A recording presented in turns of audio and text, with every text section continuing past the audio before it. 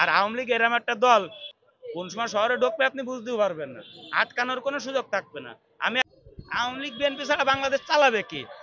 বঙ্গবন্ধুর মতন মানুষ কি বাংলাদেশ আর হবে? আমাদের ডক্টর মোহাম্মদ ইউনূস সাহেব যে বলতেছ না যে আমার বাংলাদেশকে তুমি টাকা দাও, সে গর্ব করে বলতে পারে না বাংলাদেশকে টাকা দাও। বাংলাদেশকে যেই বা যারাই দিক সেটা ভিক্ষা দিচ্ছে, চীন দিচ্ছে, রাশিয়া দিচ্ছে, সবাই দিচ্ছে, কিন্তু সেটা ভিক্ষার মারফতে। আমার সোনার বাংলার ছাত্ররা, আমার সোনার ছেলেরা, তোমাদেরকেই বলতেছি, তোমরা কেউ এই সমন্বয়কদের কথা শুনে না, তোমরা সকলেই কলেজ ক্যাম্পাসে ফিরে যাও। তোমরা তোমাদের পড়াশুনো করে তোমাদের, এখন আপনারা টাকাও নিচ্ছেন, সম্মানও নিচ্ছেন, আবার আমাদের পিঠি বাড়িও মারতেছেন।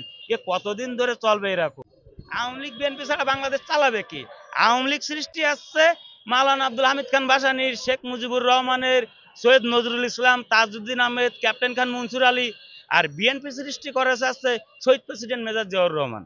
তাহলে এদের তো ব্যাকডেট আছে, এরা বাংলাদেশকে ভালোবাসছে বিধায় আজকে মাটির তলে মারা গেছে, বাংলাদেশেই আছে, মাটির তলে গেলেও বাংলাদেশে আছে। আর আপনারা বাংলাদেশকে এত ভালোবাসলেন যে আপনাদের জায়গা হচ্ছে বৈদেশিক দেশে। তাহলে আপনাদের চরিত্রটা ভালো না আপনাদের ক্যারেক্টারটা ভালো? যে দেশে জিয়ার রহমানের মতন, বঙ্গবন্ধুর মতন মানুষ হত্যা হয়, সে দেশে আমি মনে করি যে এদের মতো মানুষ তো আর হবে না। হবে কারণ আপনারাই বলেন, বঙ্গবন্ধুর মতন মানুষ কি বাংলাদেশ আর হবে? জিয়ার মতন মানুষ কি বাংলাদেশ আর হবে? যদি হইতো তাহলে তো স্বৈরাচারী ইরশাদ হতো না। ইরশাদের নাম কি স্বৈরাচারী হলে? তাহলে তো ওর নামও জিয়ার রহমানের পাশাপাশি থাকতো। তা আমি চাই এদের মতন কেউ আসে ভালোবেসে, দেশকে ভালোবাসতে হবে, দেশের সম্পদকে না, দেশের মানুষকে ভালোবাসতে হবে, দেশের টাকাকে না। দেশের টাকাকে ভালোবাসে আমি সুইস ব্যাংকে টাকা নিয়ে গেলাম, যেন 100 কোটিটা না হলেই অ্যাকাউন্ট খোলা যায় না, অথচ 100 কোটিটা হলেই আমাকে 1000 পরিবারের জীবন চলে যায়। আপনারা সেই নিয়ে যাইয়ে 100 কোটি টাকা ডোনেট করে একটা অ্যাকাউন্ট খুলতেছেন, যার চারটে পাসওয়ার্ড নেওয়ার জন্য 100 কোটি টাকা দিচ্ছেন। যে 100 কোটি টাকা দিয়ে আমাদের দেশে একটা হসপিটাল খোলেন, আমাদের দেশে কিছু বাণিজ্যিক সম্পদ খোলেন, যে বাণিজ্যিক সম্পদে আমাদের দেশের নাগরিকরা কর্ম করে খাইতে পারবে। আমাদের দেশে কর্ম নেই, হা কা খা কা খা কা, তা আমাদের দেশে কে আসবে কোন?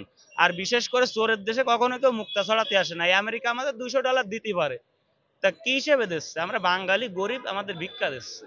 আমাদের ডক্টর মোহাম্মদ ইউনূস সাহেব যে বলতেছ না যে আমার বাংলাদেশকে তুমি টাকা দাও, সে গর্ব করে বলতে পারে না বাংলাদেশকে টাকা দাও। বাংলাদেশকে যেই বা যারাই দিক সেটা ভিক্ষা দিচ্ছে, চীন দিচ্ছে, রাশিয়া দিচ্ছে, সবাই দিচ্ছে, কিন্তু সেটা ভিক্ষার মারফতে।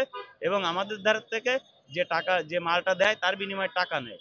টাকা ছাড়া তো ভাই কেউ আমাদের সঙ্গে প্রীত করে না, নিজের ঘরের বই প্রীত করে না, আর বাইরের দেশ তো থাকলে হড়ে। তাহলে কি করবেন কোন? এখন সরকারি চাকরির মেয়াদটা কমাই দেন, সরকারি চাকরির পেনশনটা কমাই দেন। সাধারণ যে সমস্ত ছাত্ররা আছে, একটা কৃষকের ছেলেও যেন সরকারি চাকরি পায়। গ্রাম থেকে উঠে আসতেছে, এসএসসি পাস করে, এইচএসসি পাস করে তারা চাকরি করতেছে।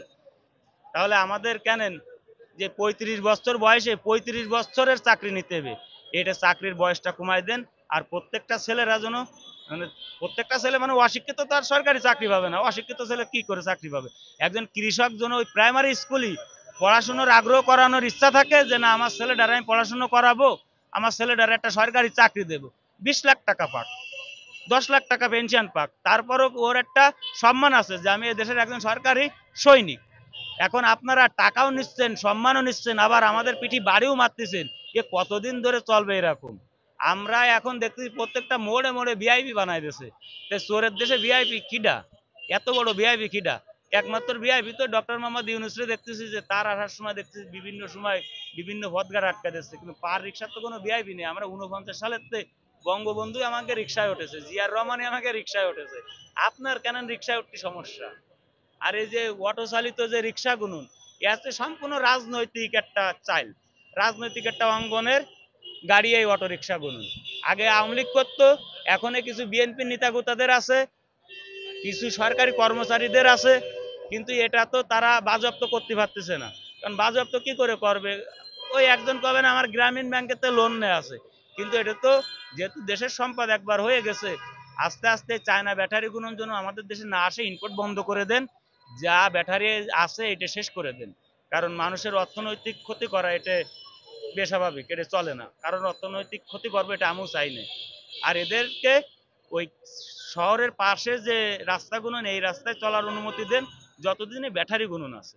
আর ব্যাটারির ইনপুট বন্ধ করেন।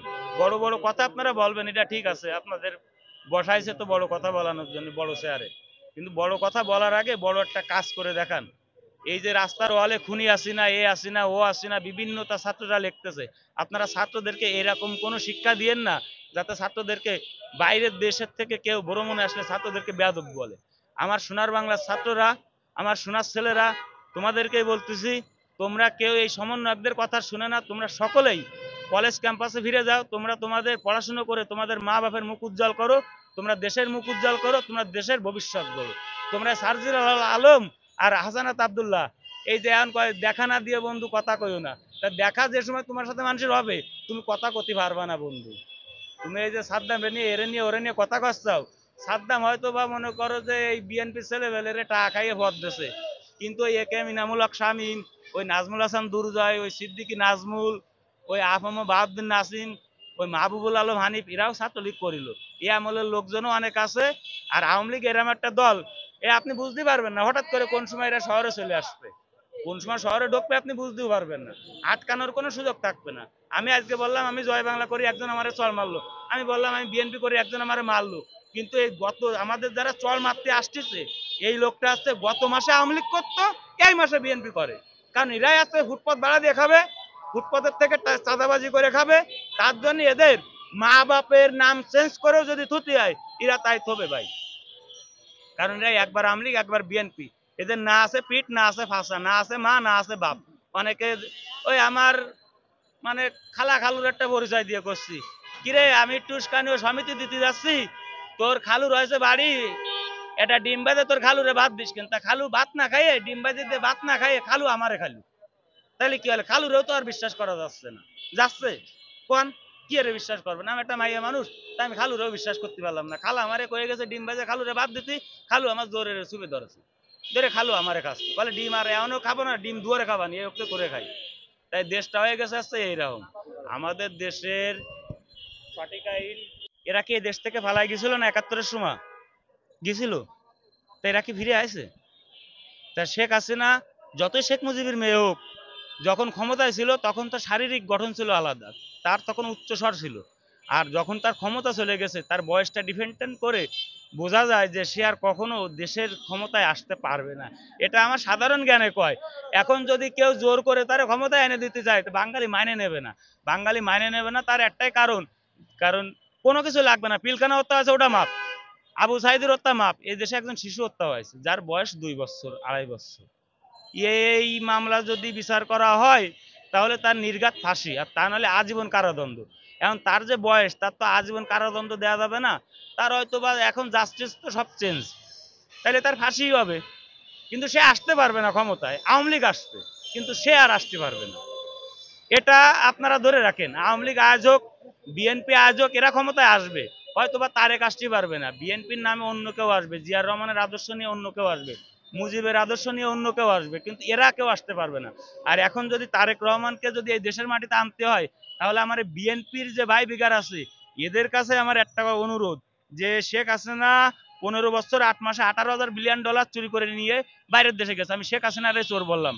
আর তুমি 5 বছরে $11,000 বিলিয়ন চুরি করে নিয়ে বাইরের দেশে গেছো। এখন চোর কারা বড় কারা ছোট, এটা আপনারা জাস্টিফাই করবেন। 5 বছরে চোর বেশি চুরি করলো, না 15 বছর 8 মাসে একটা চোর বেশি চুরি করলো?